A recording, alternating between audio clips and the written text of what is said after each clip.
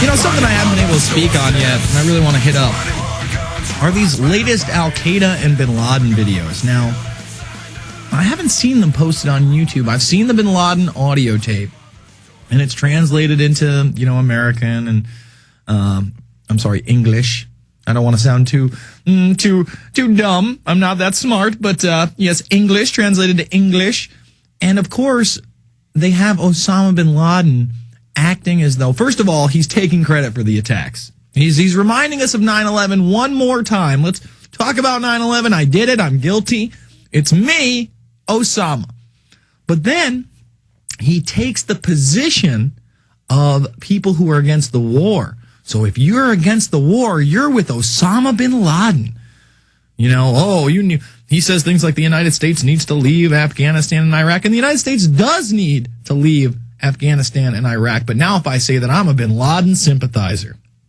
Meanwhile, Al-Qaeda, whatever you believe that is, whether you believe it's Al-CIA, yeah, I saw those pictures they got going on there. You got to see these Khalid Sheikh Mohammed pictures with the beard.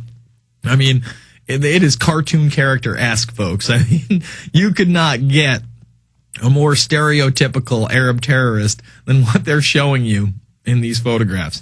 Anyway, these new Al-Qaeda videos, I saw one screenshot from these things, and these are the ones that are threatening Germany. Oh, we're going to attack Germany. Oh, no. Let me read you about it. Militant Islamist group Al-Qaeda threatened Germany with attacks for the second time this week in an online video criticizing the country for its deployment of troops in Afghanistan, authorities said in Sunday. The Interior Ministry identified Al-Qaeda's messenger in the latest video as Bekre Halak, a German Moroccan who also appeared in a separate clip on Friday, warning Germany faced a rude awakening if it did not end its war in Afghanistan. Television footage showed Harak, who is 32 according to German media, wearing a mask in the latest video. Harak was clean-shaven and wearing a suit and tie in the previous recording, in which he directly addressed German Chancellor Angela Merkel, saying that the attacks could follow Germany's federal election on September 27th.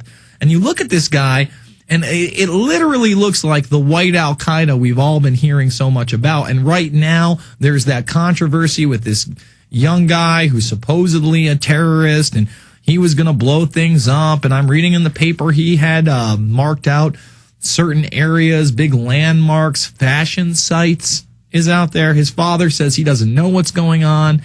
From the latest reports, they may have actually picked up the dad, and they're saying it was for making false statements to federal officials. It really feels like to me that they are hyping up the white Al-Qaeda. They want us to become more and more apt to the model of the terrorist, because beforehand, you know, Al-Qaeda, remember Fox did this a couple years ago, maybe 3 years ago at this point, where they were talking about blonde-haired, blue-eyed Al-Qaeda. Okay, now they want some kind of a terror attack or a face for this white Al-Qaeda outside of Adam Gaddan. Adam Gaddan doesn't always serve their purposes because people know that Adam Gaddan is the grandson of one of the, you know, most famous Mossad operatives out there.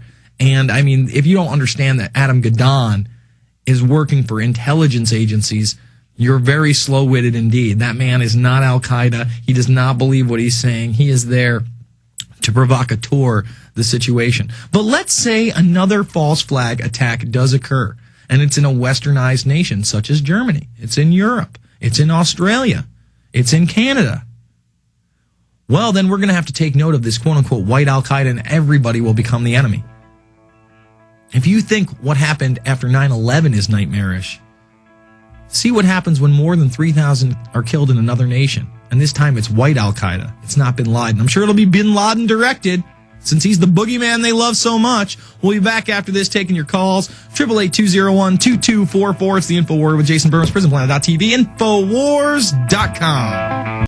We're going to go back to your calls in just a moment, but I really had to hit this story up because it really tells about not only our culture, but world culture and where we're going, where we're headed towards, and how we're becoming so disassociated from each other.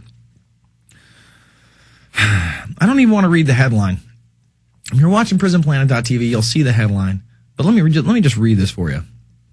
Best man Ryuichi Okinawa took his place before the assembled wedding guests, cleared his throat, and for the next few minutes spoke movingly about the bride and groom. But his speech omitted one crucial fact. that he knew the beaming couple only marginally better than the waiters and waitresses serving their wedding breakfast. From the moment the guests sat down until they belted out a final karaoke song of the evening, Ichinawa was part of a grand, though well-intentioned, deception. He is a professional stand-in, part of a growing service sector that rents out fake spouses, best men, relatives, friends, colleagues, boyfriends, and girlfriends to spare their clients blushes at social functions such as weddings and funerals. How lame and desperate do you have to be? I mean, how lame and desperate? You have to hire a best man for your wedding? How are you even having a wedding? If you have to hire, you don't have a dad or a brother or a cousin or an uncle or anybody. You hired a best man. This weekend, he adopted yet another guise as the uncle of a 12-year-old boy and his younger sister at a party sports day. He dutifully cheered them on, recorded their efforts on a handheld video camera, and joined the adult and child races. Look, folks, if you hire somebody to be your emotional friend or act like your dad or your wife, it's still an act. You're still going to be unfulfilled.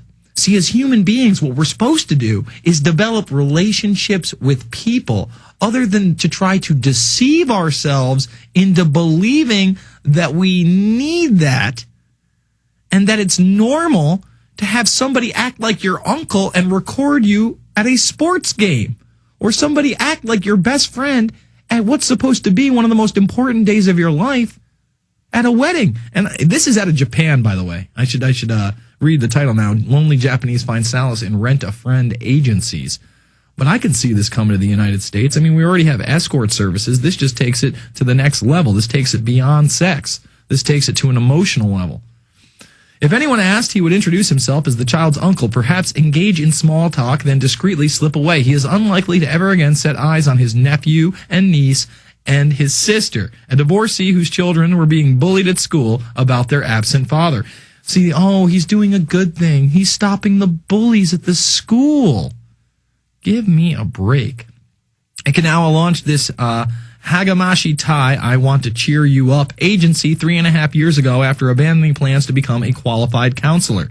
After a successful debut making the wedding speech, the request came flooding in, saying Okinawa, who takes days off from his job at a toy manufacturer to go on assignment. People wanted women, old and young people, all sorts, but of course I couldn't play all those roles myself. The affable, bespeeched 44-year-old now employs 30 agents of various ages and both sexes across Japan with the skills and personality to temporarily adopt a new identity.